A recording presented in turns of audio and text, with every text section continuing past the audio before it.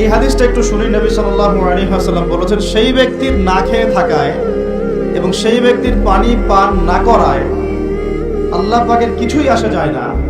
যে ব্যক্তি রোজা রেখে মিথ্যা বলা ছাড়তে পারে নাই, অশ্লীলতা ছাড়তে পারে নাই, হারাম ছাড়তে পারে নাই, সেই ব্যক্তির না খেয়ে থাকায়, সেই ব্যক্তির পানি পান না করায়, সেই ব্যক্তি যে স্ত্রী সহবাস করলো না, এগুলোতে আল্লাহ পাকের কিছুই যায় আসে না। যে ব্যক্তি রোজা রেখে মিথ্যা বলল, অশ্লীলতা প্রদর্শন করলো, অথবা গীবত করলো, অথবা আল্লাহ পাকের কাবায়ের ফাওয়াহিশে লিপ্ত হলো। তার মানে কুতিবা আলাইকুমুস সিয়াম কামা কুতিবা আলাল লাযিনা মিন ক্বাবলিকুম লাআল্লাকুম তাত্তাকুন, এটা অর্জন করতে হলে রোজা রেখে আমাকে আল্লাহ পাকের সমস্ত হারাম ছেড়ে দিতে হবে।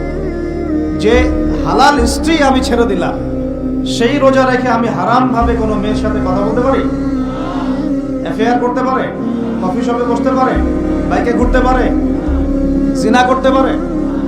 রোজা রাখার অর্থ হচ্ছে আল্লাহর সব হারাম ছেড়ে দেওয়া। এটাই রোজার শিক্ষা, লাআল্লাকুম তাত্তাকুন।